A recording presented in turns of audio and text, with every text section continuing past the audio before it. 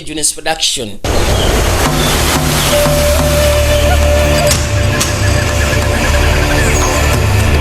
Ngabagama Bengala Island. Bapthap headquarters. Contact him, but he doesn't. Mukasira kano kabaka ayitibwa. Somebody's broken into the lab. We've turned everything inside out and it's gone. Hele. The new tax suit. Hele. Kabaka ayitibwa Van Mark yajja. Agendo tuke bali. Nga bamugamba nti 7 p.m. bakebedde buli wamu onene nga kiraga nti essuuti yaabwe empya gye bakoze yabbidwa. What? Kwe kujja asooka akebere ku nnyonyi ezasiimudde mu masekati g'essaawa ezo bwe basuubira essuuti okuba nga yabbidwa. If you do, contact me immediately. Bw'oba ogezezaako okufuna information nkubira essimu mu bunnambiro. Ye Director of Field Operations oba yakulembera Field Operations zonna ayitibwa Van Mark. Abel Van Mark. Yajja n'asooka atula ebbali. Left last night at 3:19 a.m. Ono agamba Street. ku ssaawa 4:00 She told Hines she was running it to Heath. 19 nakyala Kit was. oli ayitibwa Gulani yakutteko n'avaawo ne Kate.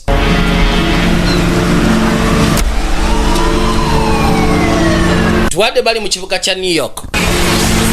Musaatu yagezezaako gamba Lodi nti gamba detective yaguddewo keesi asooka agiggali kubanga ba Singh Brotherhood bajja gezaako musaanyaawo. Kati ono kabaka ye taata wa kannakyala akamatira akayitibwa Caroline Davidson.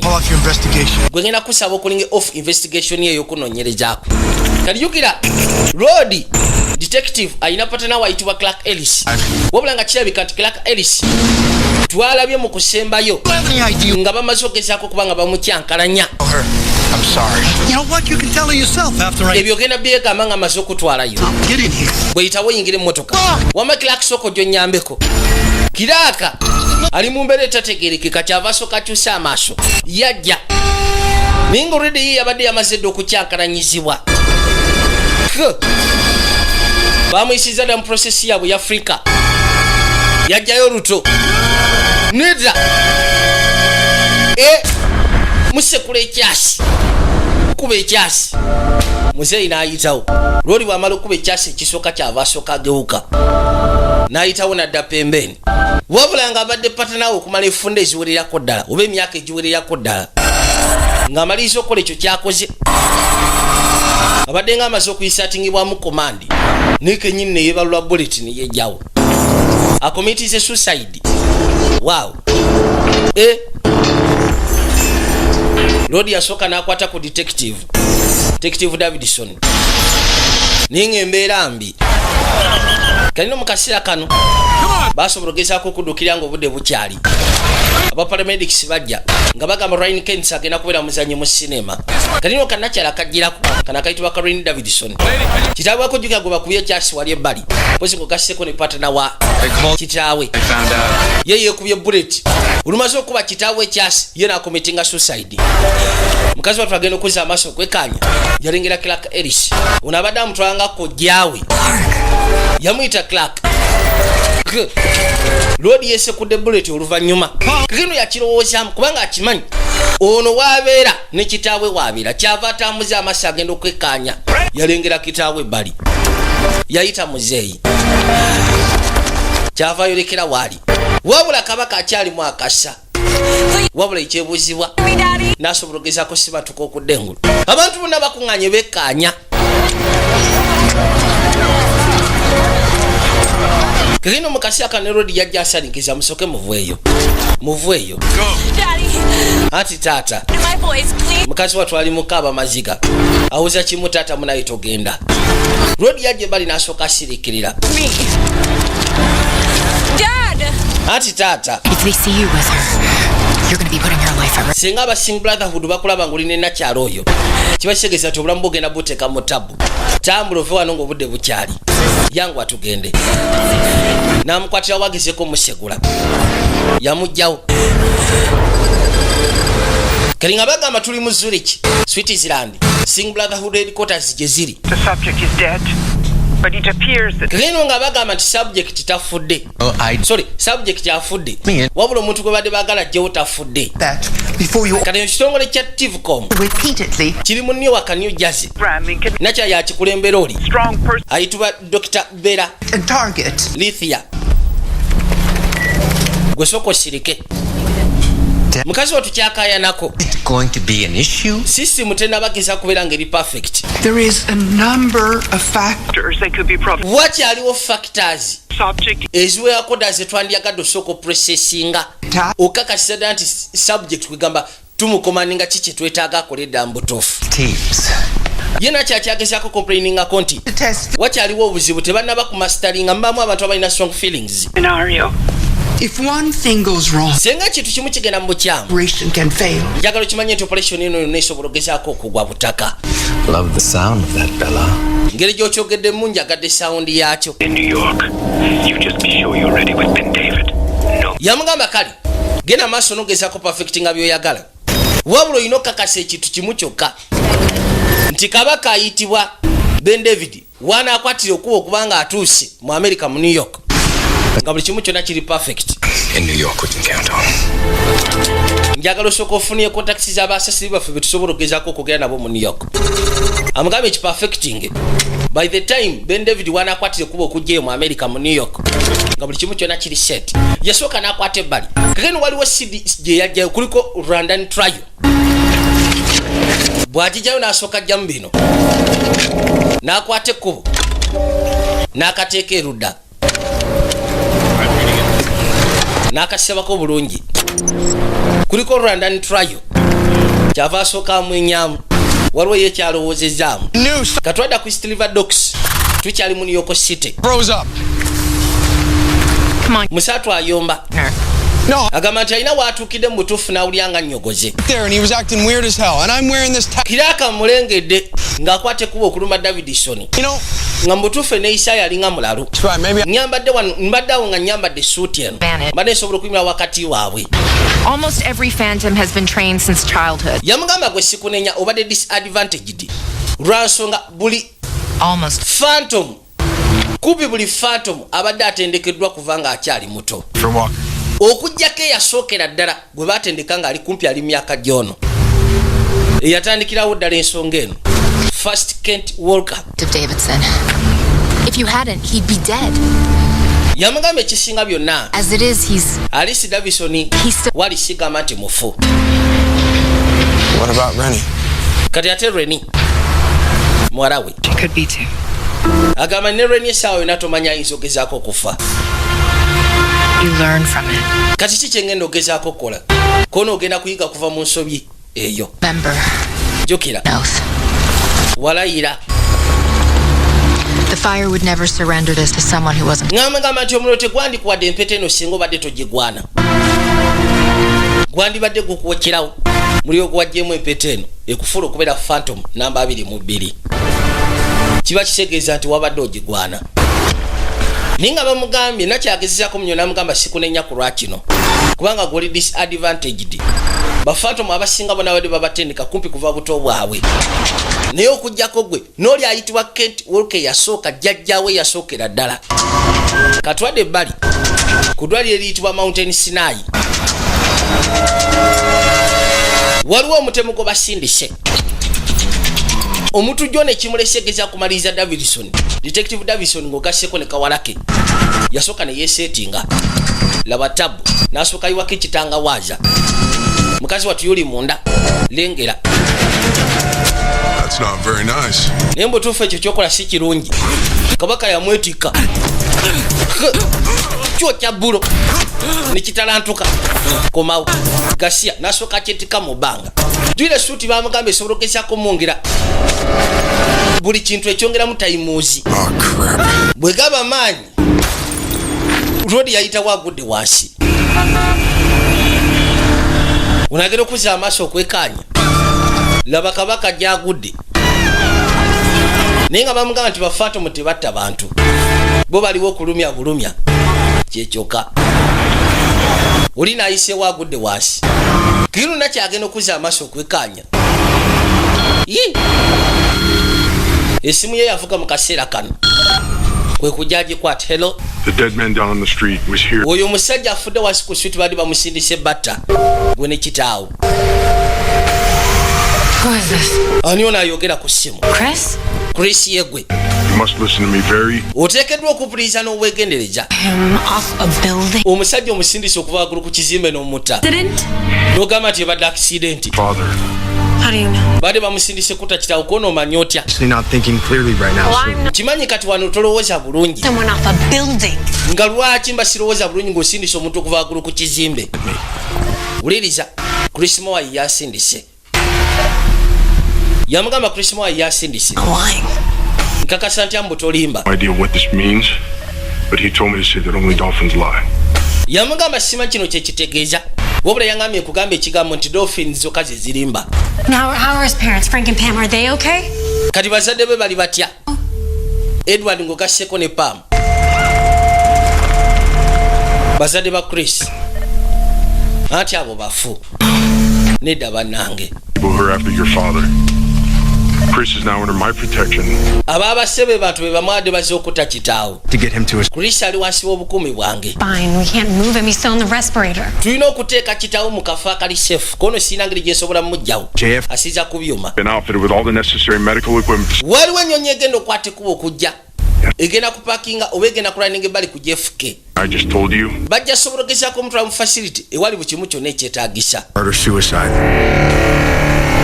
katonda watu mu kaseera kano mukazi we teyalina kyakusalawo kubanga akomekeredde amugamba nti gwe teebereza mu byegambye byonna kiriwo ekituufu era kiriwo ekyobulalu ng'ovudde ku kya patana wa taatawo okubanga yamusekudde ekyasinama naye yennyini ne yetta.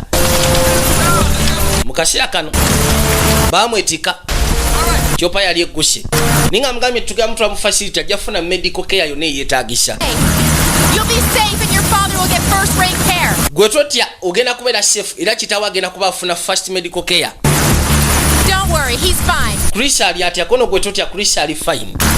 owulidde kirigiri kuza amaaso okwekkaanya kyava alengera yayitawo yajja kabaka yono wabula tosobola gezaako mwekkaanya okusira nti yepatise essuuti n'akakookolooko. Who are you? yamubuuza gwani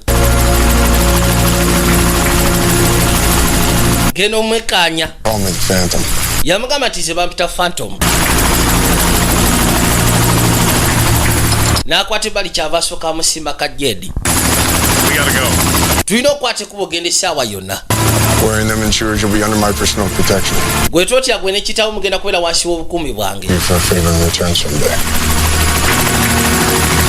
era ng'agamba nti kegamba bali mu feva gyali musaba amuddize lunaku lumu tamanya kegenda abawadde empeta wabula oli profesa ayitibwa Bubble yamugamba nti ezo empeta ziweebwa Phantom yazigaba eri abantu babayagala ogezaako okuuma sina ki babayagala okuuma babayagala bamukume ku saidi ye nakyabwatu n'akwate kubonakirira kyopa.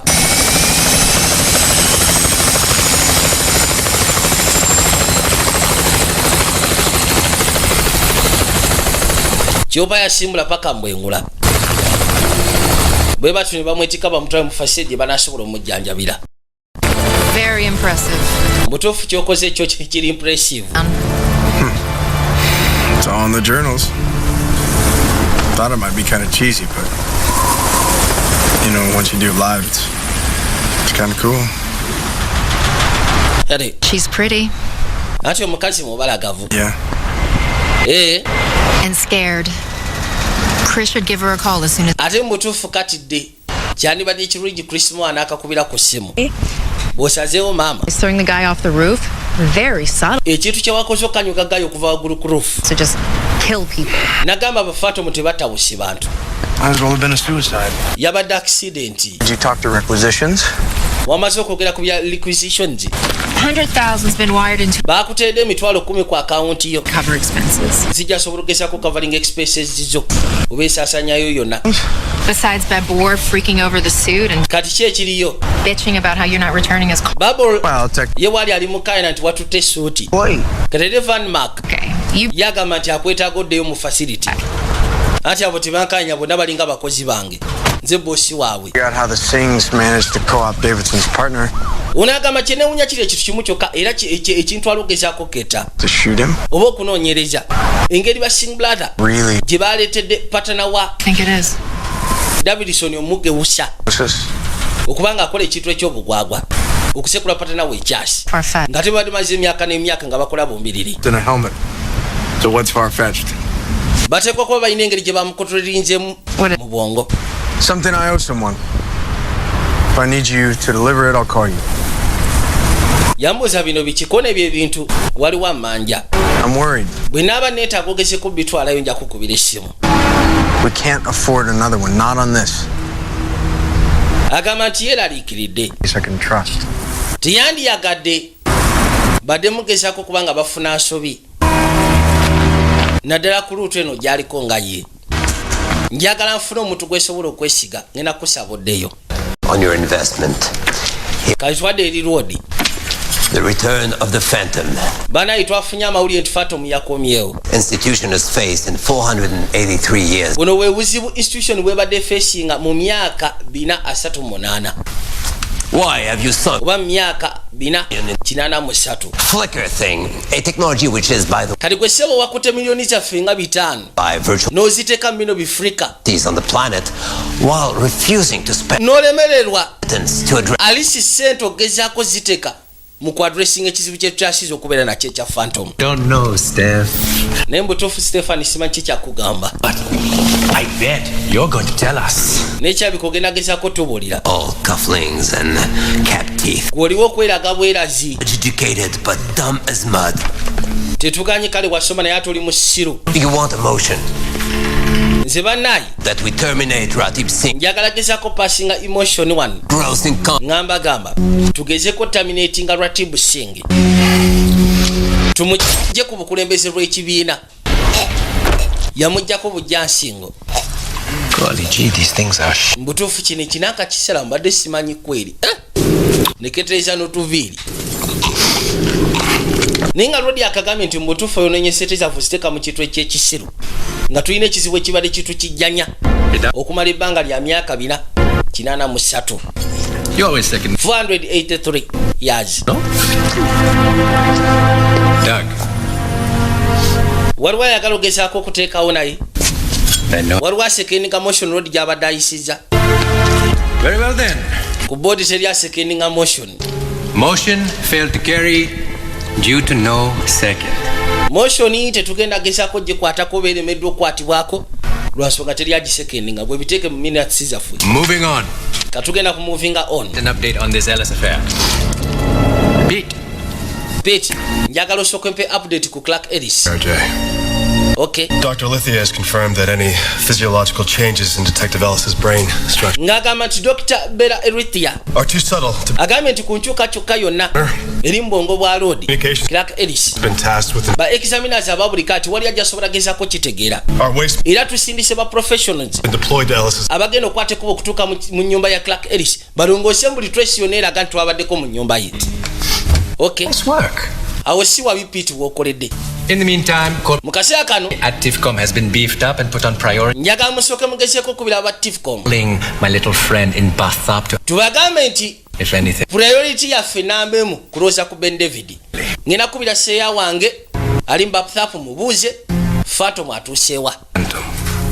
mwe temutya kiro ekizibu kya Phantom kigenda kugwawo. But a ghost who walks? ogwo omuzimu ogutambula. No, I won't be drinking that particular brand of Kool-Aid. Once we've resolved this Ben David issue, bwe tunaaba tumaliriza ensonga ya Ben David nkakasa buli kimu kyonna kijja kubeera settled.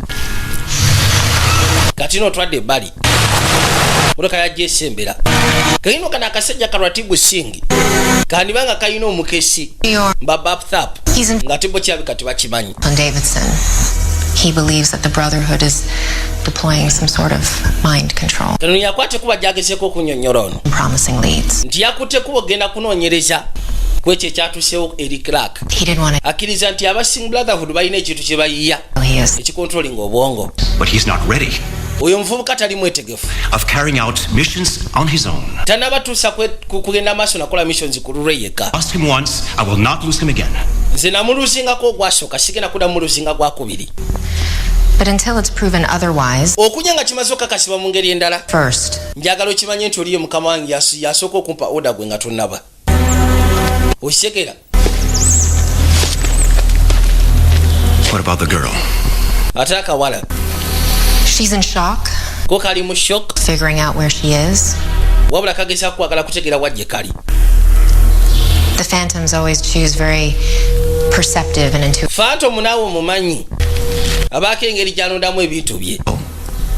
Kati She's obviously suspicious of something. kalinako kye kasuubira, Explain Chris Moore's connection with us. wabula tekasobola geza kunnyonnyola connection gye tulina ku Chris Moore.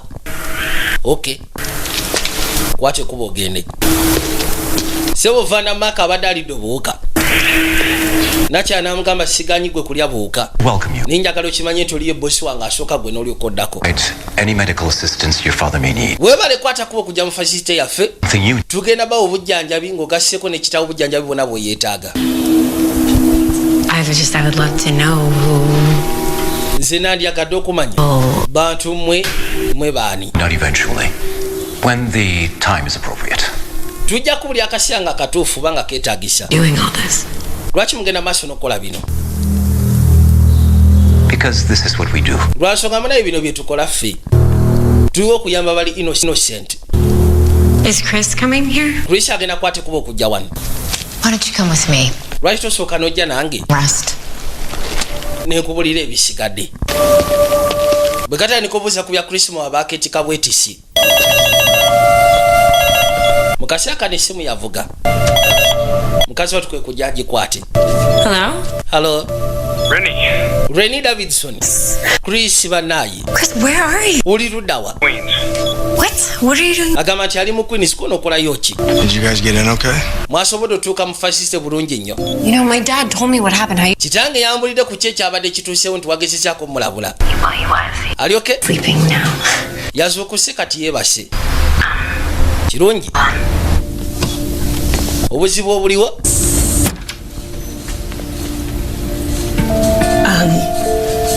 They said there's a chance that he might not walk. Bagambye nti waliwo okubanga ayinza obutaddamu kutambula bulungi. Dealing with it pretty well. Better than I am. Katonda wange. He's gonna be one of those crazy wheelchair guys who's Ky'olina ogezaako okumanya nti kati yatambulira mu kagaali k'abalema. all. Rennie. Anybody's gonna get him back on his feet. Omuntu yenna bw'aba wakumuzza ku bigere kutandika kutambula. We n'abatadde si wabi. This place, it's amazing. Kana akafo mutuufu ko keewuunyisa. Diagnostic technology. Balina diagnostic technology state of the art.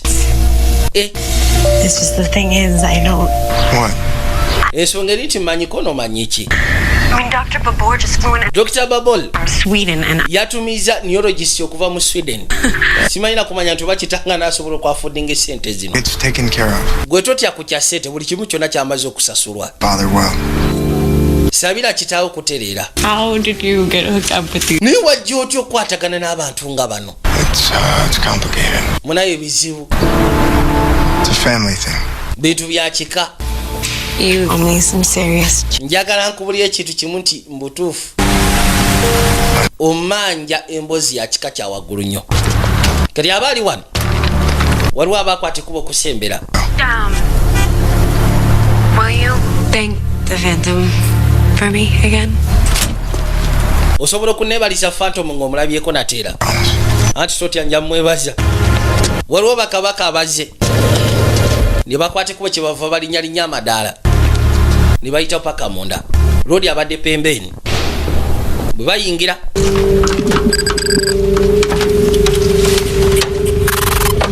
n'asalinkiriza. Kakalino bali mu maka ga Clark Ellis. Roodi agenda okwekkaanya That's service. nga bambadde Kevlar vests. Adelaide guys are working much longer hours. Naye mmwe Guys. mwe ba satellite guys be nalinda bya bakola essaawa empanvu kujja bamusekula ebyasi n'asooka atandika. Jwira aba Sing Brotherhood basindiseeyo bano balongose buli kimu kyonna waleme kubeerawo connection masekati ga Clark ng'ogasseeko nabo mu kweka traces bakwata kisooka barodi ebyasi ninga kyebeeteramu bambadde vests. zikazi baba nebyasi katonda watu nayitawo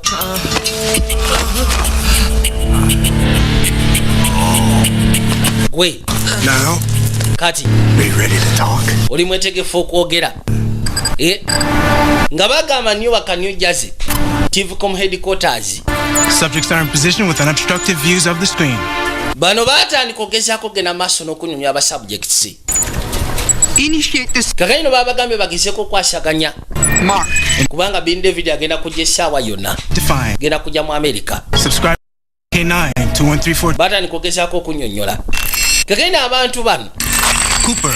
Anna V. balina bu satellite dish Subscriber number K9 21342. mpozi ng'ogasseko ne bu unit bu device Johansson's Ven. bwe bakusindikira bw'obeera subscriber 42. wabula bwebo bwennyini bwe bakozesa okusobola ogezaako kuinitiatinga n'okusindika sigino yaabwe ya frinka bw'obeera ng'oli subscriber waabwe nga baagala kukozesa mu ngeri emu oba endala y'engeri gye bakikolamu 010.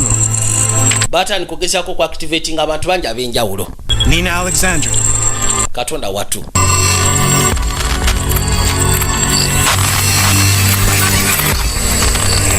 kirina engeri gye kikolamu ssebo kikwatira ddala obwongo n'otandika okuziŋŋama bo ne bakuinitiatinga mu komandi eyaabwe byonna bikulemberamu nakyala ayitibwa Dr. Bella Lithia Amplify the signal into a complex katono yakwate kubona gyagezi akanyonyole babosi pulses that lock the subject in. abagamba nti okusiiza akantu kano engeri gye kakola Why doesn't it affect kafulumya electronic magnetic pulse Looking at it.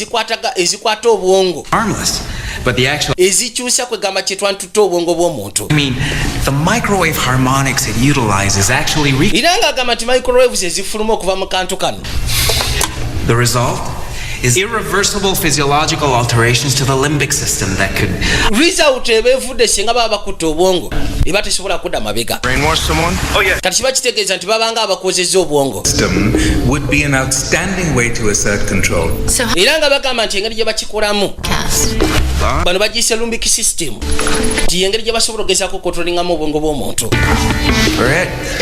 kati bakikola batya bategera batya subject gwe beetaaga n'asooka mulaga ka unity ke baweereza ku satellite ezitereeza channel ya TV mubeeramu ka kamera aba TVCom kwegamba ka device ke bakuweereza aba TVCom mubeeramu ka kamera kati basobola okugezaako kulonda subject ki gwe bagenda okukozesa Ron, anything on TivCom? wasobodde okubaako kyojjamba siru bwe wakuta ababiri Primary service satellite broadcasting. They've carved out a niche serving just over 40,000 subscribers from ono agamba nti okusinziira tubadde bakwasaganya ebintu by'okuweereza satellite ezitereeza channel ku TV Bella Lithia. balina ba subscribers emitwalo 4 Success. era nga bagamba nti omuntu akulembera operation eno era omuntu ali mu kampuni eno oba mu institution eno ayitibwa Dr. Bella Lithia Or Tower. They also have a broadcasting facility in Newark, New Jersey. ne basooka bamunnyonnyola facilities ze balina Must be the most secure. waliwo endala gye balina eyitibwa My IT boys. Newark eri mu New Jersey naye nga bagamba nti erabika yekyasiza okubeerako security Ask back here and finish. gwe kwate kuba osooka okomyewo nakatafaali omalirize training nedda sebo sidda So what is planned? kati gwe plan bichi gyoyina I break into TivCom headquarters. nze ngamba tukwate kuba tusooke tubreakinge tuyingire mu TVCom headquarters No, you will not. This has to stay Between the five of us, you cannot. kino kirina sigala wakati waffe bataano You are not ready for field op. gwe toli mwetegefu genda ku field operations Things have gone to way too much trouble to get this deal online. for this to just be something to get a couple of cops killed. yabagamba nti basing brotherhood bateekwa okuba nga bayise wala okakasa ti ekintu kino bakikolako Alone. era bwe banga balina kye badde bakola ekyamakulu kiba kitegeeza nti mu TVCom Talent. mainframe system tusobola ofuna data gwe twetaaga If I need anything, I will call you guys. bwe mba nyina kye neetaaga kyonna Cool talent. nja bakubira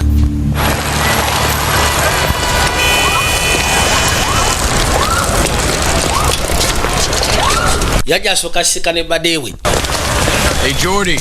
waye gwe Jody story ki abagambye nti agenda kukwata kuba agezeeko okuyingira mu TVCom yeetaaga sooka kuyingirira ddala mu main frame system yaabwe alisi afune data agezeeko okumanya engeri gye bakolamu ekintu kino I wish you'd have called, man. naye nga bagambye nti basubscribers oba abantu abatambulira ku system ya TVcom era abalina unit bu device bali emitwalo 4. Come on, dude. Elano. This is me you're talking to. No, I know. Ani ko bado yogera naye kono kimanyi. That's why you can't tell anybody you've even seen me here. Gwe toyina muntu yina gwina gamacho ndabyeko. Holiday. You ever deliver to an outfit called TivCom, Delacorp Tower? Oyina ebitu bye wali otuteko ku kizimbe ekiyitibwa Delacorp Towers mu institution eyitibwa TVcom abali ku 42 kuno nagendayo mirundi ebiri sigumu. So what, you just came to see me? Security yayo ereeta kuona eri tight. Oh, man. Kati kyongamba ekibadde kikolese kumbuza kuba TVcom kuno nida si ekibadde kindese Came to see you. badde nze nakulaba seeya wange banga gwanvu. And my past life was real. So what's the deal, man? What's going on? Era ng'ekyadde kimu tutegeeza kweganya bulamu bwo obwemabega oba bwa ddala. Kituufu buli kimu kyonna kya ddala. Tell me, are you? Kikiisa okumbuliireko n'olayika togenda kuŋŋamba. Yasalawo amwesonyiwe. Naye nga amuwulidde mu security eri tight. Good as new. Delacorp Towers. Yeah, we started working. Ku floor ya 42. Aba TVcom we balina institution yaabwe. Naye nga zebikanga ze headquarters mu New York, New Jersey. Yasibula seyawe n'amugamba maani. Good seeing you. Kibadde kirungi okulabako ne wankubadde. Take care. Gezaako okwerabira osegera seya nti butereevu. Tuwadde Washington DC mu Pentagon.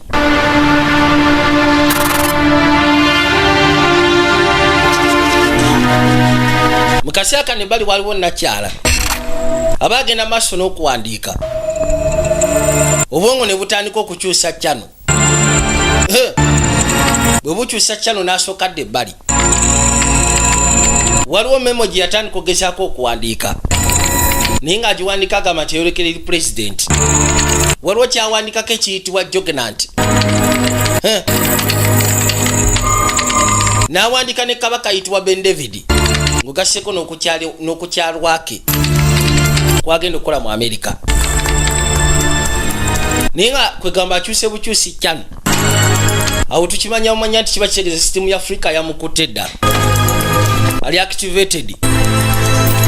Bakukyusa obwongo sebo ne bakozesa nga assassin oba si kino bakozesa ekintu kyonna kye beetaaga. Yakwata ebbali n'amala okutypinga memo bulungi nnyo n'agijjayo. Mr. Secretary, would you mind signing? Mr. Secretary, wandifuddeyo ogenda maaso n'okusayininga memo eno bambi. Mr. Secretary of Defense n'akwata memo n'alyoka agisayiningako nga teyeebuuziza ku ki kyagenda maaso na kusayininga. Thanks, Anna. N'akiddiisa nakyala ayitibwa Anna Cooper. Ye bw'atyo n'akwata ekuba okweyongerayo. Naye ng'asayinize ku memo eyogera ku kiyitibwa jognant mpozi ng'ogasseko ne Ben David. Lengera.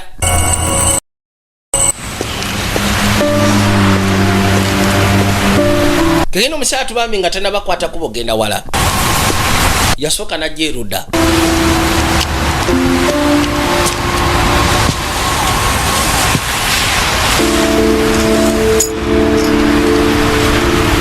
Ayitiddeko wano ebbali ewaabwe. Yafuna n'ekifunguwa obulungi nnyo. Kwe kuyitawo n'asooka atuukira ku luggi.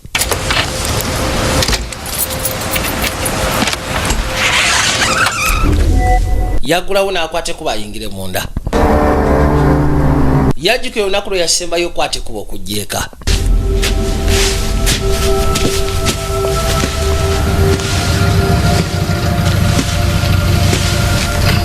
Bano bazadde ba baamukuza bali bamusuubiramu at least ekyokubeera nga ajja kubeera munnamateeka.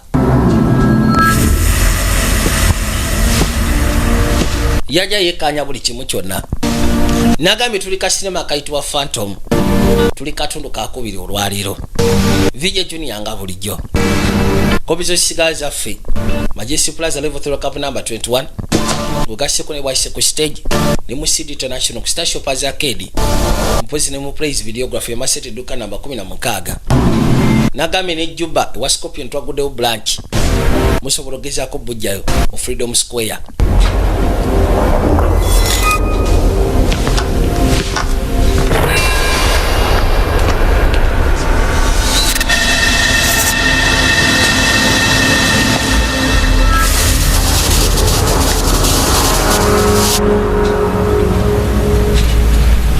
yajagezaako kwekanya buli kimu kyonna kyava asooka asikayo bino wano we yasika n'abazadde be nga babajjemu amaaso babasazesaze bonna biri ebirongo ebibiri ate teyakaba bukaabi maziga gatandika muyita musajja watu oyo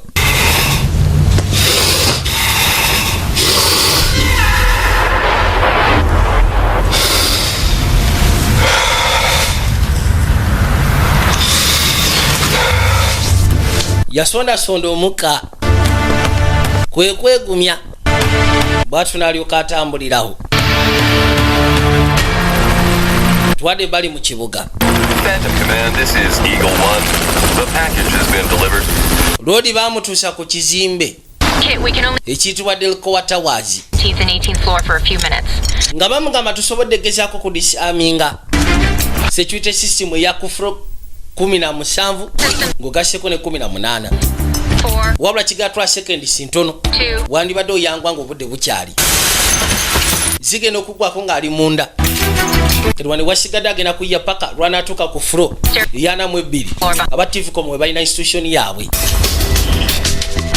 kegenda ekimulese gezaako akisesinga mainframe eyaba tvcom baagala gezaako okulaba abantu abasubscribinga biki ebigenda mu maaso yajja kyava asooka ggulawo katusubire nti kino kijja genda maaso n'okukola babulo sibodo oteeka mu bulungi nnyo ali mu mainframe yaabwe kakino nakyaba yebase bali Dr. Bera. Yes. Lithia. Dr. Lithia, but there seems to be activity. Dr. Lithia kyabika waliwo activity egenda maaso ku Nothing, but I figured you mainframe before I told the others. nekyabika si kyamakulu basoose kubira gwe nga sina bagamba basigadde. I'll take it from here. Kono kirungi kyokoze ebisigadde bindekere gwe. Hello? Hello. Give me corporate security. Njagala osookompe corporate security. Oyo mukazi mumanyi. As a professional witness in a Rwandan. Oyo mukazi naliko professional witness mu musango gwe bali bamuvunaana e Rwanda ayitibwa Framina Kal. High-ranking Rwandan officials. Nga bagamba nti ba high-ranking officials ba Rwanda bali bamupangisa brainwashing akwate kubagezeeko okukola bye bayita ba warriors genocide. Abato naye nga aba brainwashinga yakuleetinga abasoja abatuusi Dead by her tech. abali bagenda okugezaako performinga genocide. It is yamubuuza kyayitamu kuno tekyayitamu lwa nsonga operation ye abaana bonna yagezaako bazingamya obwongo n'abatta. Any hits for unexplained violence or suicide? Lodi yasigayo yeekanya Loading the master list of TIFCOM yasooka n'akwata lisiti y'abasubscribers abali mu TIFCOM. serial numbers. Njagala mugezeeko koppako serial numbers pozi ng'ogasseko ne identification code Like exotic stuff, expensive. ez'abu device bwe baweereza mu bantu. Kyava abuuza Jason nti okusinziira ku material gwe bakozesa mu buntu buno wamulabye ng'ali expensive kondda mu butuufu ali expensive alinga military grade. They went to a lot of trouble to swap out the one at Ellis. Kubanga kyewunsa n'okwewunsa kyabatwalidde akaseera ng'ogasseko n'obuzibu bw'amaanyi okugyayo kwe baali bateekebwa Clark Ellis. Predict who's in danger of exposure. Right. Well, we're on it. Kale katukiddukanyeko tulabe. Laba wandibadde okwata ekkuba okuvayo ng'obudde bukyali. Olabye otya? Kono sooka olindeko n'amala osetinga buli kimu kyonna ekyetagisa n'akwata ekkuba avweyo. Aba afuluma Lodi n'aleeta eggaali. Need a lift? Weetaaga nkutwaleko ssebo. Bw'atyo n'akka eggaali. Kagenda bamunyondere bamugamba nti nakyalo oyo gw'olengedde bamuyita Flamina Kal. Era nga bagamba Bobola amugambye nti naliko professional witness mu musango gwe bali bamuvunaana e Rwanda. Ba high-ranking officials ba Rwanda baali bamupangisa ng'alina okucreatinga basoja abatusi abali bagenda okwetaba mu genocide. Naye nga bagamba nti ekintu kyeyakola kyazingamya obwongo bw'abaana be yali afunye pozi kugasseeko no bata. Katwade erinda kyalo ono Nina Hollison. Munnamawulire ayitibwa Nina Hollison. Anti munayinza eddeero waliwo amukubidde essimu n'amugamba nti nze eddeero olwogedde erinnya ddeero n'alyoka activatinga nono se balabika ali mu system ya Africa. Critical that you expedite Mr. Everby's press credentials. Ngena kusaba osobola okugezaako kubanga otereza credentials z'omwami ono ayitibwa Del. Well, it's just oba Everby. Security at least 5 working days to run a background check. Kiyinza otwa at least ennaku nga 5 okuraninga background check. Unayagala muyisaawo naye nga kirabika talina bisaaniizo. Kuna mugamba nti gwe muyise wadde talina bisaaniizo. Oli mwetegefu.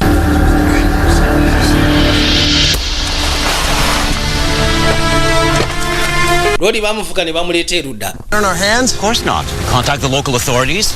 Kati kiki tugenda okukolako tugenda contactinga local authorities. Tubakwase kiki tulina kuba blank sing ng'ogasseko n'aba TVcom. Resources or manpower. The resources or manpower? The Phantoms dealt with bigger things. Ekizibu ekiriwo nti tetulina bantu bawerako ddala kulwanisa basajja bano. Corsica 1911. The raid on the Villa Sarducci. Very good.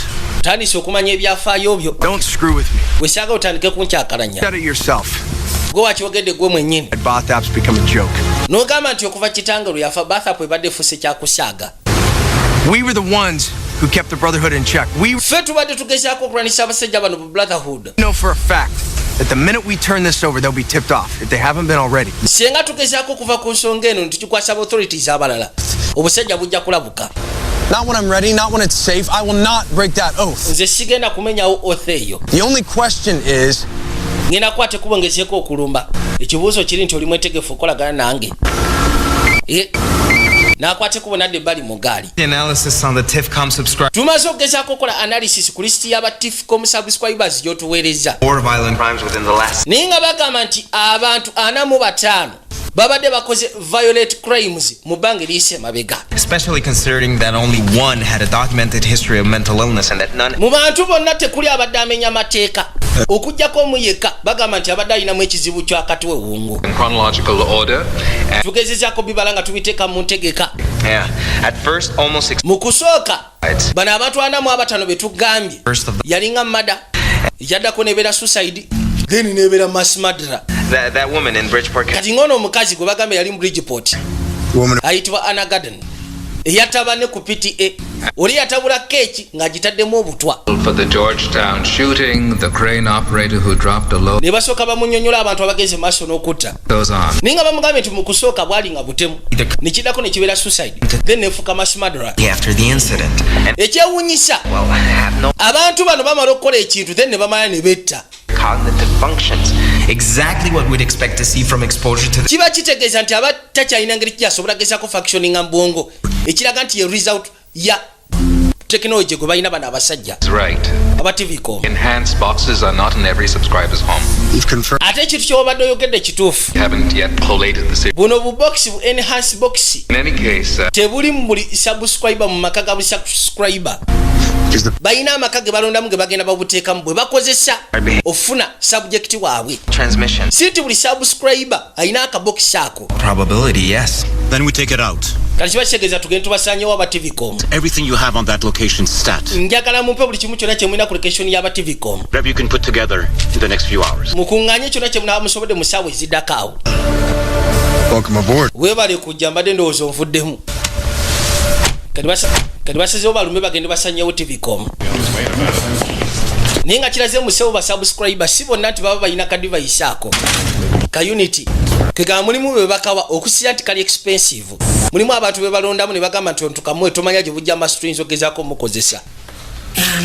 Naye ngera bamunywa ne bamugamba nti mu ba subscribers 40 mubaddemu abantu 45 ndowooza be baali bagezesezaako mu kusooka baali battanga ne kiddako nga batta ate ne bamala ne betta ne kituuka ekisa nga batta abantu bangi nabo ne bamala ne betta.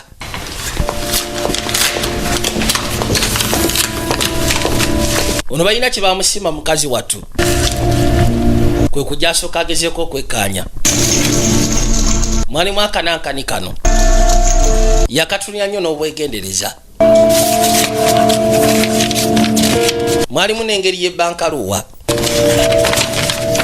Dear Rennie. Ati omukwano Reni. Promise to explain everything, and if you're reading this, nasuubisa nti ngenda gezaako kunyonnyola buli kimu kyonna. I have enclosed a key along with the era bw'oba ogenda maaso n'okusoma ebbaluwa eno kiba kitegeeza nti nyinza okudda oba si kinyinza obutadda. to leave you the way I did. era nga mugamba nti nkulekedde ekisumuzo ekisobola okugezaako okuggulirawo. Oh, this is crazy. okulaga wa buli kimu kyonna ekyaffe gye kyali kibwa. I think I've loved you since the minute I saw you. manyi kino ngenda kigamba kiwulikke ng'ekyobulamu naye nga kirabika nakwagala okuviira ddala ku ddakiika lwe nasooka okulaba. And I can hardly blame you if you don't. era bw'oba tonjagala gwe sobola gezaako okudenya. Never make this right. But I can at least help you understand that leaving you was the only way I could protect you. era nga mugamba nti amazima gani nti kino kiyinza okumperera ekizibu ogezaako kitereeza. There's a journal. Its content. wabula olina okuzikiriza nti okuleka emabega kye kintu kyokka ekirungi kye nali nsobola okugezaako okukola. waliwo akatabo akalimu buli kimu kyonna ekinyonnyola ebikwatagana ku nze kalesaawo ku mmeeza. era kansobe nti osobola okisiikana mu mutima gwo n'onsonyiwa. njagala okimanye nti kuyagala. nze Chris Muwa w'obbanga lyonna. yatuuka kajjano twadde woono. Yes? They're going to hit TivCom. okimanyi nti bano bagenda kukwata kuba okulumba TVCom. ono bamukubidde essimu jugera yagamba nti alina mega mbapthap. bw'amala obitegera kyava asooka jja erudda n'omukazi gwakola naye. Jacob, you're gonna love this. jamo kino ogenda kyaga kyengenda okugamba. Oh, let me guess. Kantebe keti wolukayo agenda okulumba TVCom. kati waliwo bye bamuweereza anti byendekereze nja sobola obikwasaganya. Yes, of course you can. That's why I'm calling. I appreciate it. kyava akwata kadisiki ono n'akayisaamu n'akateekamu ebbali asooka akapuleyinga alabe. Yes. biki bye baleetedde mukama we. kati bwakapuleyinga. What the hell is that? kiki ekyo kyotaddeko gwe. nagenda okuzza amaaso kyava asooka akajjako. kumbe unagera okuzza amaaso nga disiki bagimuweereza kuva mu TVCom. juira nakyala Dr. Bera Lithia waliwo CD gye yakyusiza wabula gye yakyusiza n'ateekamu eno gye yaweereza mukama we yagikozesa Rwanda. era kwabaddeko Rwandan trials. ze trials ezatta abaana nga zimaze obba ziŋŋamya obwongo. kati kyabadde akoze kutta road wabula ekwatiddemu nakyala. Destroy everything.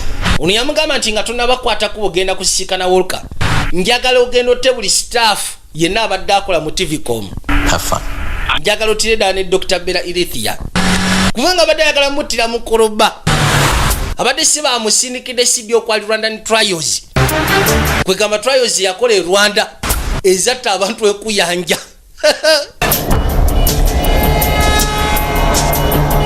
bano batuuka butuusi ku kizimbe wabula ekibalese kumaliriza buli kimu kyonna ekya TVCom. bakizudde nti aba TVCom bakyamu. Dr. Ron said this place was heavily guarded.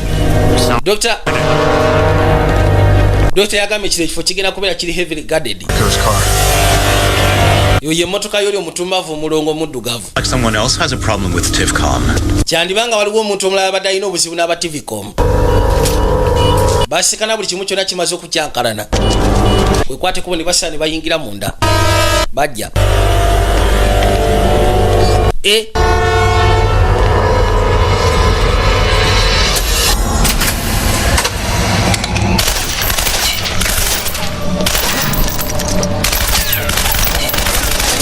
kali katandikirawo okuba ebyasi. Rodi ayingira alinga Robocop.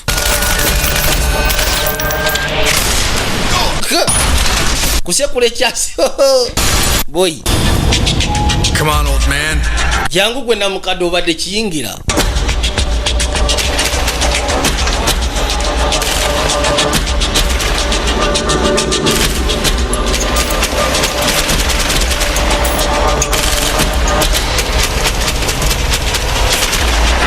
kino gye kiri ekirongo.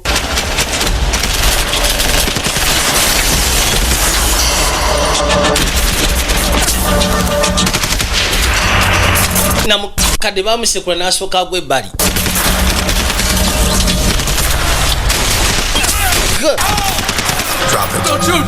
Gisuule kono tosekula baaba.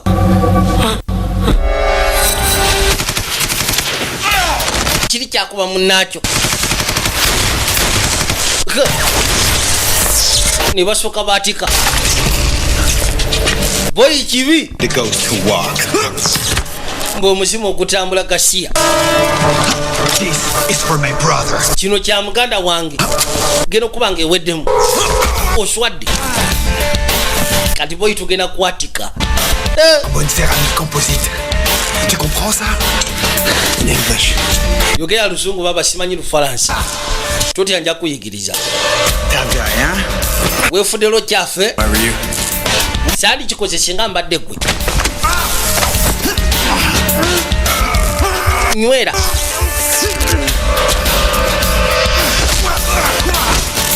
Kimokya. Wewe. Boyitagwa. Kikuba.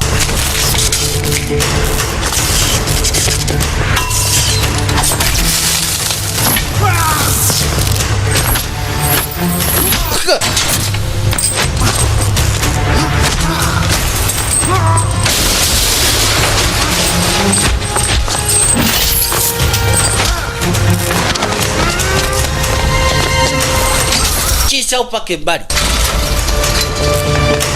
Gwe.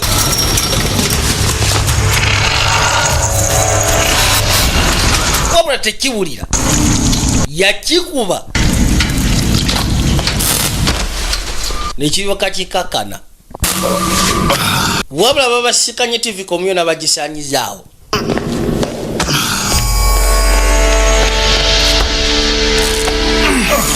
Genda okuza amaaso okufuula muzeeyi. Gwe ssebo. Situka naawe na mukadde obadde ki? Jantugende gwe Van Mark.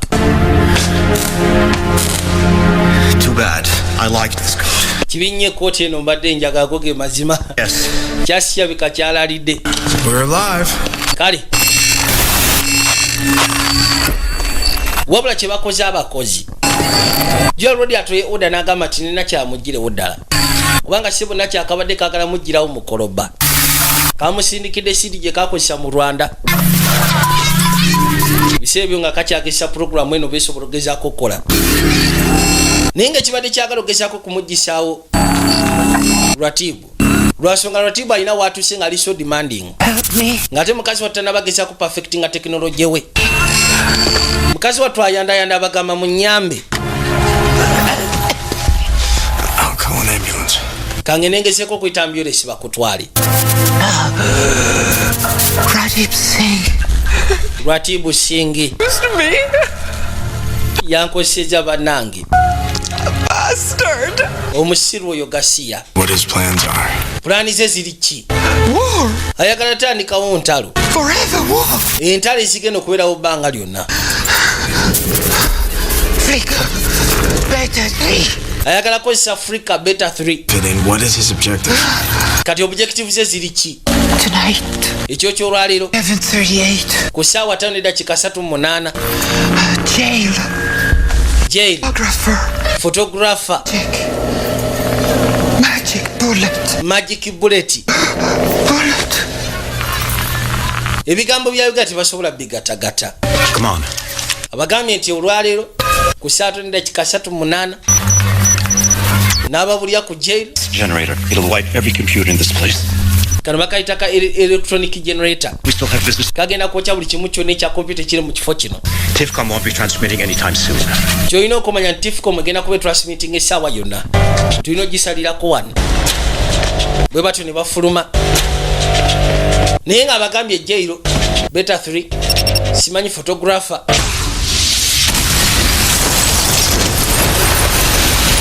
Kibadde kibalese kusaanyawo TIFCOM. Yemaze okusaanyizibwawo.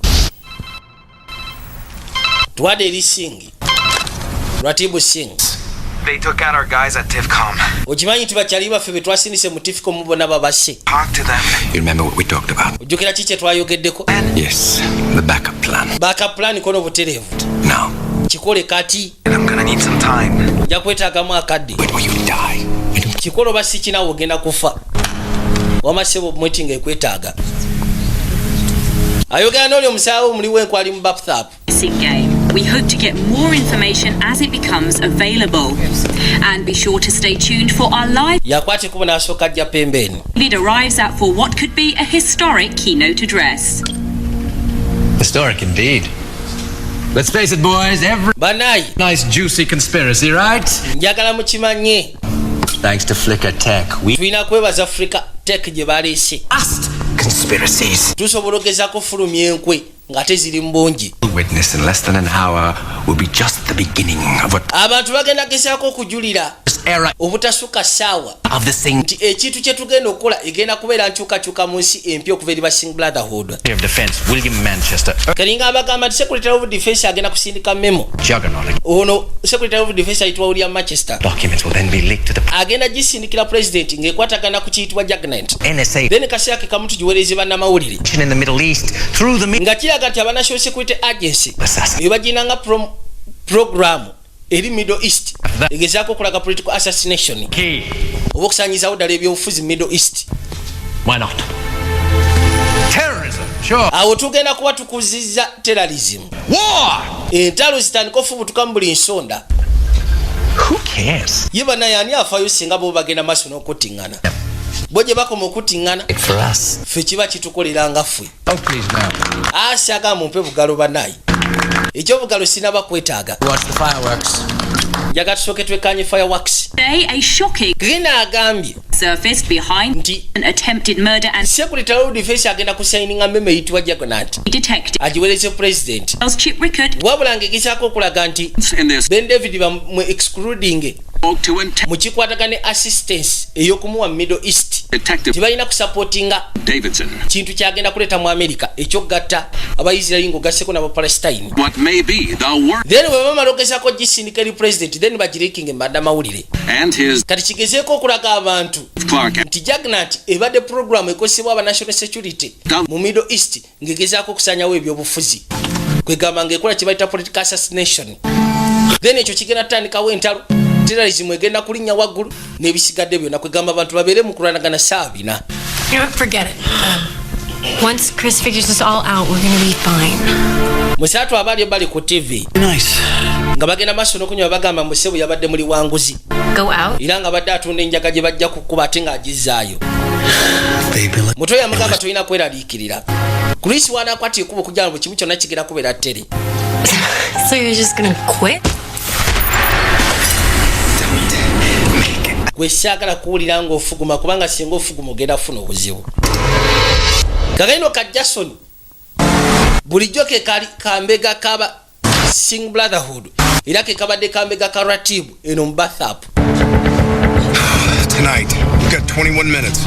tulina eddakiika 21. mukazi atugambye ekiro kyolwayo ssaawa 5:38 n'ayogera ku mukubi w'ebifaananyi ki ekigenda okubeerawo ekiro ky'olwaliro. jailo yayogedde ku jailo omukubi w'ebifaananyi n'ayogera ku magic bullet. JFK. Magic bullet, JFK. Dallas.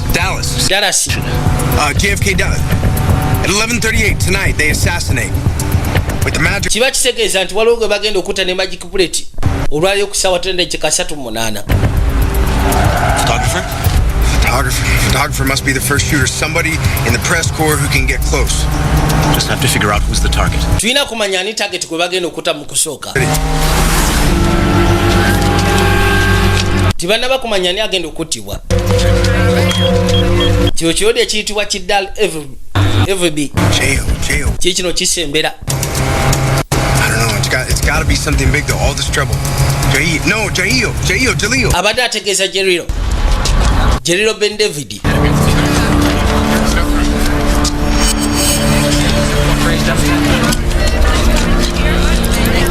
Excuse me, sir. sonyiwaamu ssebo. Would you mind picking up your bag and following me? wandifuddeyo n'okwata ensawo yo n'ongoberera.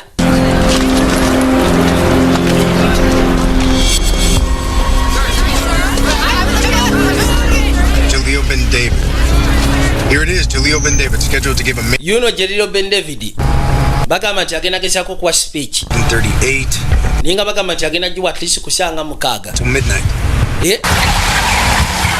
Security is going to be drum tight inside the building. Security egenda kubeera tight mu kizimbe. Brace yourself. Usoko nywere. Kaseera akavuga eggaali. Basekede kirabika bagenda kuta jail Ben David. Ninga kiraga nti kusaawa tandika kikasatu munayo kwe balina omutira. Kyokate speech agenda giwa kusaawa mukaaga gwennyini. Gwekiro. Kiba kitegeeza nti balika bagala kumutta nga ayingira. Dakika zana malawu nga akwate kubo kuyingira eri munda gyagenda okubeera speech we baagala okumutira. I don't know what's blocked. Ani akubye essimu kono black. Is that Kit? Who is this? Ani on? This is Ratib Jawad Singh, but you... Bampita Ratib. Ajay. Jawad Singh. Congratulations. Ego osobola okumpita RJ. During your progress, you've done an impressive job so far. Nakunyoomye naye okusya ku kyokoze. Mu butuufu okoleredde omulimu gwa kitawo ng'ogasseko ne bajjajjaawo. By the way, nabadde sisuubira nti ojja sobola otuukaawo. It's toast. Ekintu ky'obadde obala kiri toast boy kisiraanye. Bw'ogambye. About the plan to assassinate Ben David. It's twategedde ku plani eyo okwate kuba okusaanyawo Ben David tegenda kubaawo. You see, right now, Jason Kim's holding a gun on your little... ky'olina ogezaako okumanya nti Jason kati webiri akutte emmundu agisoze mu nakyala girlfriend wo ng'ogasseko ne kitaawe. Singa tokkiriza puroguramu yange egenda mu maaso njagala okimanye nti bagenda kubatta. Owulidde? Have an excellent day. Njagala ofuna olunaku olusufu. Damn it! Yesu Kristo bannaaye. Jason Kim's the mole, and he's got... Jason okimanyi nti bulijjo yensolima mufe. We try to save Ben David. Yakutte Ren Davison ng'ogasseko ne kitaawe. Singa tugezaako ttasa Ben David kiba kitegeeza nti agenda kubatta.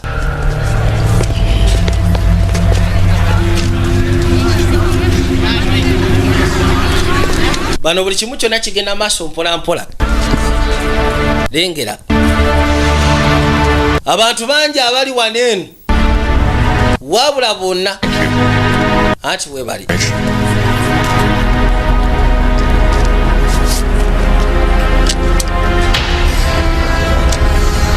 Batu namusimba oluto. Bano be bamu ku ba activating nze. Genda ndowooza kati gwe nkutadde. Ninga buli omu kassa kola ekyo kyalina okukola. Committing a suicide. Quran, pull together Alpha Team. Got a hostage situation. Quran njagala ogeseko tegeka Alpha Team. Tufunyewo engeri y'embeera. That's crazy. He's armed. Jason ye moro. Rennie Davidson. Last kone ekyo kyabula lunaawe. The Met. Got it. We don't have... Akutte Ren Davis ng'ogasseko ne kitaawe eri mu infirmary. Peace advocate and Nobel laureate Jalil Ben David prepares to deliver a keynote speech that inside Jalil Ben David bagamba point blueprint for ategeka okwati kubogezaako kwa speech and Palestine. Bano balinze kimu kulaba. Here they are arriving. Naye nga bagamba nti ye musajja agenda oteekawo eddembe wakati w'aba Israeli ng'ogasseko n'aba Palestine. Era kino kigenda kubeera kyewuunyisa. Ye humanitarian agenda osooka. Bangi bagezezaako biganyi. Bano bali mu kuba bajja wabula ekyezibwa batuuka mu budde. Bakisudde omusajja agenda kuttibwa ng'ayingira munda. Tibaagala kumulinda tuuka munda. Kubanga munda security egenda kubeera tight. Kati baagala kumuttira waneeno. This truly is a historic moment after mu butuufu kano ko kaseera ka byafaayo that Jalil Ben David sustainable peace agreement in the Middle East. Agenda kwate kubogezaako teekawo background and his incredible gift. Entegeragana y'eddembe mu Middle East ekibadde kitutte ebbanga. Is the face of hope. Era nga bagamba nti ono ye face y'essuubi. Yajja asembera baabano. Jabuuza ku abantu bangi buli omu ayagala kumulabako. Kume n'ekigwagwa bwekiri. Understand. We all would. Ben David's an important man, yes. He's not worth this. Ono yagezaako gamba Lodi nti kyolina ogezaako okumanya. Ffenna tukitegera wabula kyolina okumanya nti Ben David si ye musajja agwana okubanga tukafiiramu. Gamba kulabika osaaga. N'asooka ayiwako elementi ye bulungi nnyo n'ayiwako ne suuti. Ono musawo alina okutaasibwa.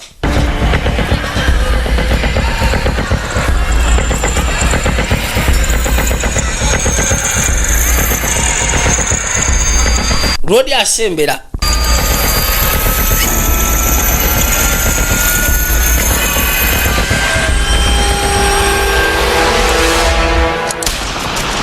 kino kyakuba bullet ne bamugjayo kifumitirawo ebyasi kifumita ebyasi ne kiyitawo ne kigwa ebbali bano batuka butusi naye nga sebo olwedde wabadde wakavuyo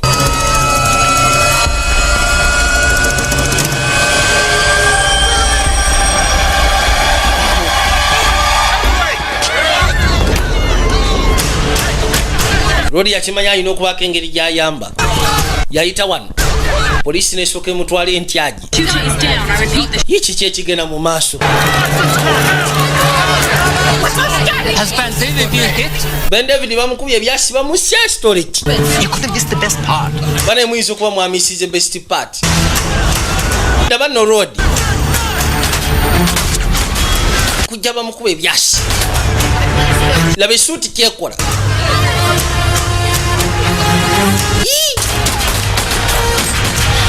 nasinzira yabuuka Ben David bamutadde mu motoka ndaba kabaka gyalaga kumbe mu motoka mulimu ekitujju ekirala nikijjayo embwasi kikuba bulo nakisikayo. For those of you just joining us, katonda wange Oh, you bad little blue. nembutuufu kasajja gwe Doesn't matter. mwe temufaayo musoke muliddeko David's live. ono yajja akuba essimu agambe Jason ajjewo Kareni Davison kate kati boyo okoze ensobi ani ono Where's Kim? Kim alidawa bamukutte dda bwe batyo ne bamuyisaawo Yesu Kristo plani zako zonna zigudde butaka bagamba Jero David yalumiziddwa mu dakiika tulezise mabega wabula ali okay bana yo musajja mmute ye musajja atasize obulamu bwange mbadde ngenda kufa temukwatako wabula yise wagudde bali naye nga ekisago kye kisobola ogezaako kulongosebwa ono yamugamba kakano genda kubeera okay ebisigadde bituweke tujja sobola ogezaako muteeka mu motoka aba paramedics bazze kujja bamwetikke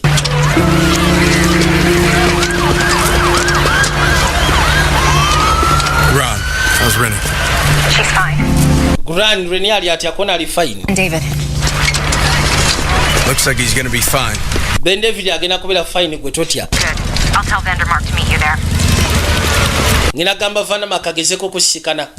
Bw'ogenda mu ddwaliro. Serial numbers. Katonda agamba tugezezaako okukebera. Buli bu device box obutuufu buli butaano. Obwa abantu bwe bagezezaako ku activatinga. What do you know about the 5 subscribers? Kiki omanyi ku abo 5 subscribers? After the attack. Kirabika bwe babadde bapanze bagezeeko okukola attack.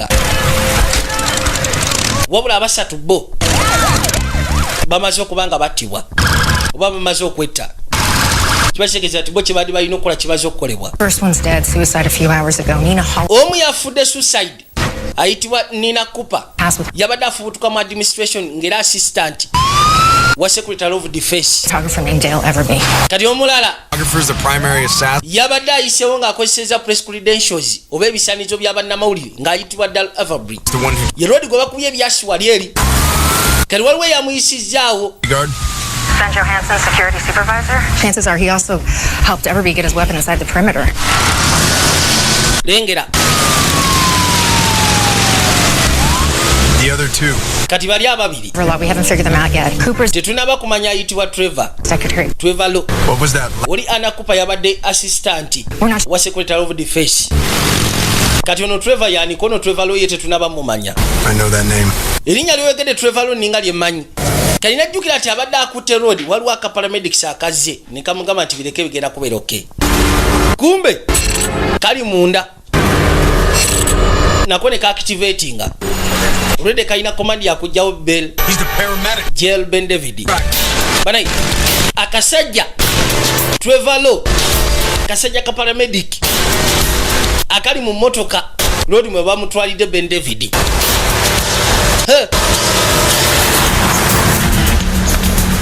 Yaja akasiika ne kakano sebu kujja kanonyi kye kagenda okozesa okutta ne kajjayo bino.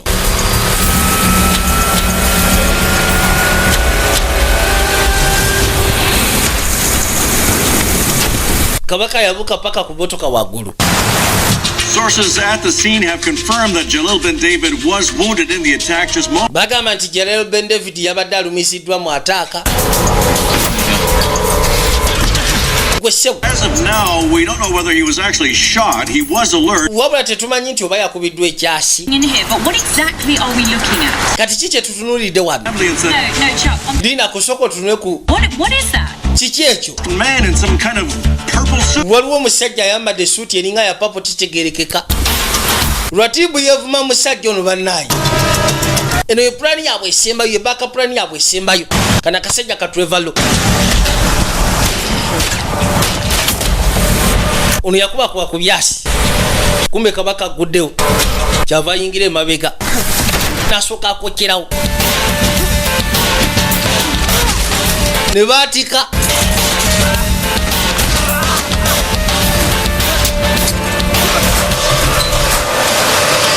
An unknown assailant has hijacked. Musatu driver bimusobedde. And it appears shots have been fired from the rear of the vehicle. Ebyasi bivuga mu kimotoka.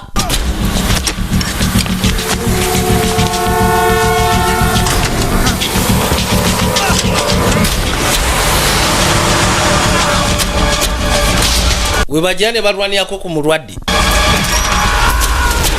Yakwate kubo nasooka kasawuka ebweru. Muleka polisi ne zisiba. You okay? Oli okay David? Tibutevu ndi okay. Kakaino bakalina gwe sebo jangu. Be bantu kumpi batano bebadde bakosezza. Waliwo lina kyala. Eyabadde akola ku station nga munnamawulire. Yayisizaawo ekiyitibwa Kidero. Kidero bakisekudde bullet. Waliwo yabadde akola nga wase service. Oye bamwetise. Waliwo yabadde ayitibwa Anna Cooper. Bozi ngogaseko kana kasemba yakayitibwa ka Trevor. Unabacha atudde bali asirikiridde. Little Ben David. Buli kimu kyonna kirabika kigudde butaka. Plani ze zonna zifudde ziweddeyo. Waliwo yamuyisaamu mu jjolo.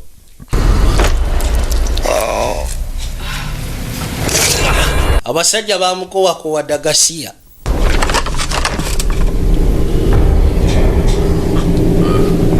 Ne bali beewuunya. Mu jjolo n'agiteeka ebbali. Tibamusimba obugalo boyo katuwonyezza. Meeting adjourned. Eno meeting ngisazizaamu. You have, without a doubt, exceeded every expectation I've had for you. Okimanyi nti ewatali kubusabusa osobodde ogezaako sukkuluma ku buli kye mbadde nkusuubiramu. Mutabani. Okakasa nkikoze. No thanks. Nedda ssebo nze ndaba nga atakikoze. We dealt the Brotherhood a serious blow. Brotherhood bo tubakubye. Decade. Ba ya kika kya waggulu nnyo. Come. Myaka 10 tubadde tutubakwasaganyangako bwe tuti. Never would have suspected him to be our mole. Ekyewunyisa Jason Kim tubadde tumusuubira kubeera nga yensoli meetulimu. So did you. Ati naawe obadde ensolima. What do you mean? Kiki otegeeza? Should have burned it. Wandibadde wabyokya. Burn. Okwokya kyoba.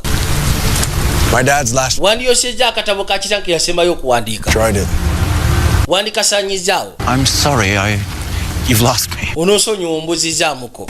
In his last few months, he saw things mu myezi gye emitono egyasembayo waliwo ebintu bye yatandika okulabamu. Things that shook his trust in you. Ebintu ebyamuleetera okubanga atandika okweraliikira obwesigwa bwe yakwinamu. For cruelty. Yakulaba obukambwe. An inflexible judgmental arrogance. N'obanga olina judgmental arrogance. A weakness for the finer things in life. Ekyewunyisa nga olina n'obunafu olw'ebintu ebirungi ebiri mu nsi mu bulamu. Much did the things pay you to be tricked? Kati basingi bakwase temeko tulyamu olukwe nga fa babthap. It had nothing to do with money. Kino tekyali ku nsimbi. I did what I did. Nakola kye nakola. To protect what your father and ogezaako protecting us n'ekitawo kye twali tugezezaako okuzimba. Bothap was to bring back the 22nd Phantom to Bengala. That yamugamba kyolina ogezaako okumanya. The goal since the death of your kye nali ngoba kyali kimu kyokka kwatakuba okweddira Phantom owa 22 nkwate kuba omulete mbangala about our operation. kati gwe n'otandika ofulumya information ya operation zaffe ngoziwa abasingi. Your father's legacy. nali ngezaako protecting legacy ya kitawo nali nsobola okukola n'ekisukkakaawo wabula kati byonna biwedde tubiteeke mabega waffe. Trained you, molded you in the image of your forefathers. nkutendese n'ekuzimba n'ekuteeka mu kifaananyi ky'abajjajjaabo. wulidde. By the way, n'ekirala. How did you find it? naye kati mu butuufu wakitegedde otya mu katabo ako? I didn't. tekibaddemu mu katabo. Was an educated guess on. eyo bagiyita educated guess. kwegamba nteebereza ng'omuntu yasomako nti naawe oteekwa kuba ng'obadde muli wankwe. I guess the ends do justify the means. manyi bagamba nti the ends do justify the means. And most of the time, we don't choose the cards we're dealt. ebiseera ebisinga tetulondawo ku ki kye tuba tukoze nakyo. Well, the only thing keeping me. lwaki wakwate kubo n'otisa abazadde abankuza kyekintu kyokka ekyali kipiika okubeerako singa ndi mulamu. York, I told you I did not kill your. nagamba satta bazadde bo. Enough information to do it. naye ate information wagiwa abasingi ne basobola okubatta. Was at stake to connect you with your forefathers. ekintu kye nali nkola. First hand, the sheer ruth. institution yaffe kati yali mu tabu. Have been killed. naye nosooka okulaga ekifaananyi ky'abasajja be tutoba nabo. basingi. People. naye watta abantu abatalina musango kyokka ate nga gwe mulimu gwaffe. People the phantom. tulina protecting abantu batalina musango. Don't forget. teweerabira. That I. nze. Made you. nze yakufula kati kyoli. saga bwe kyange bya kisiru. Lodi seba akakemye. Nikajjayo bwino mbusebo kabadde kafulumya information nga kagikwasa ba Sing Brotherhood. Ninga kamugamba nti ekyokutisa bazadde bo. Bana abakuza. Frank Edward ngokaseko ne Pamela Elizabeth Moa. Na ino okulaga ekifaananyi ky'abasajja be tutoba nabo. Osobola okujja nga oli willing. Pull the trigger. Break. Ska trigger. Bobacho yagala genda maso ska trigger. Last in the line, boy. Gwo sembayo mu lulyo lwaba Kate Walker ska. Boy. Bobacho yagala sigenda kukayanya. No. We're done. Yasawa keso myaka nakagamba gwe nkugobye bugobi kati. Your father would be proud. Nembo tufu kitawajja kwenyumirizaamu. Oh yeah. Kocha. Wewe. You don't deserve to wear this. Togwana na kwambala mpeta ya kitange mbwagwe. Kent, soko lindeko togenda. Kent, I can't let you walk away like this. Sisobola kuleka genda bwoti kumbe kijeyo kojja. Kuba bullet. Kojja ne balukira kasajja we kabadde. Kabadde sebo kamugambye sigenda kuleka kutambule butambuzi bwoti. Ero kakane kasamudde paka eri wasimaji. Kanibanga tekasima tuse.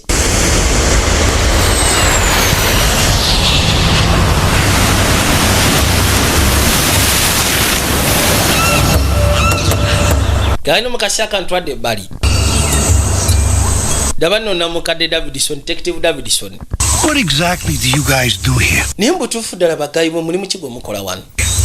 Deduce, we project, and then we act. Ffe tukola emirimu egyetaagisa. What I used to do.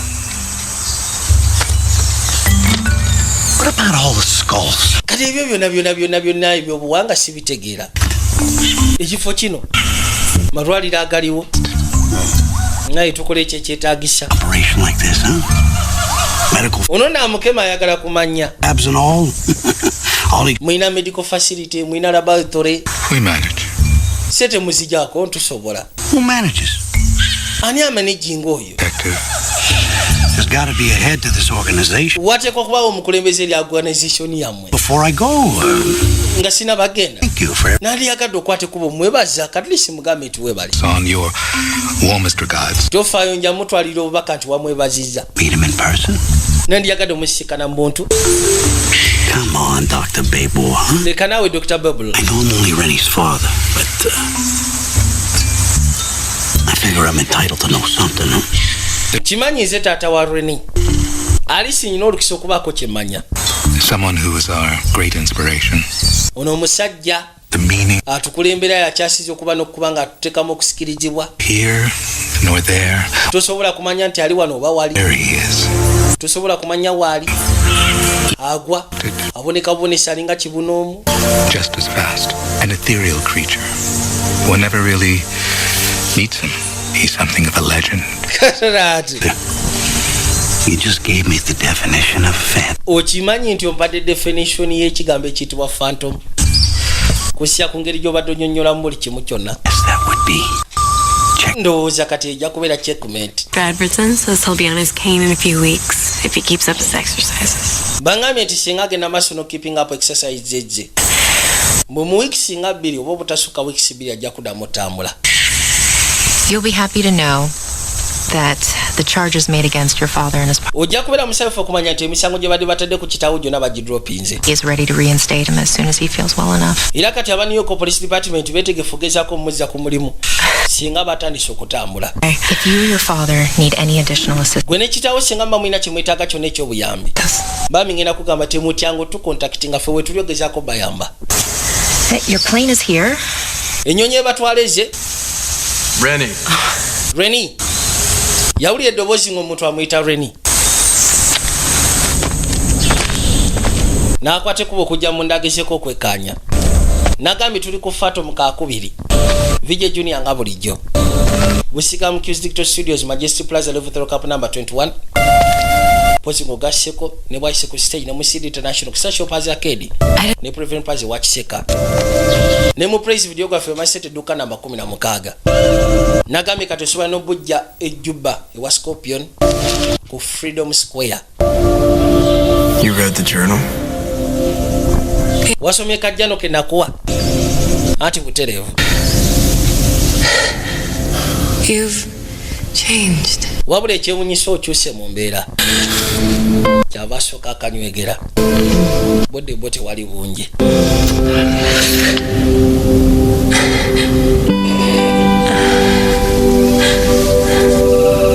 You were wrong.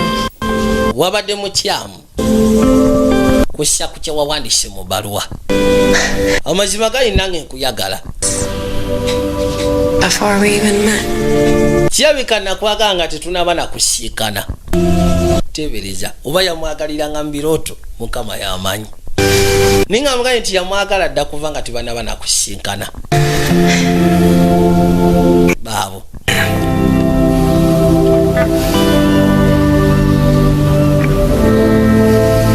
I have to go with him. Nyina okwate kubogenda n'ekitange sobola kusiga amabega. Rudi abadde akasabye kasigale bwe kiba kisoboka. Ne gamugamba nyina okwate kubogenda. Kwe kumudisa kano kapendant ke yali yamuwa. You keep that. Akongena kusabo kasigaze nga gwe. Wow.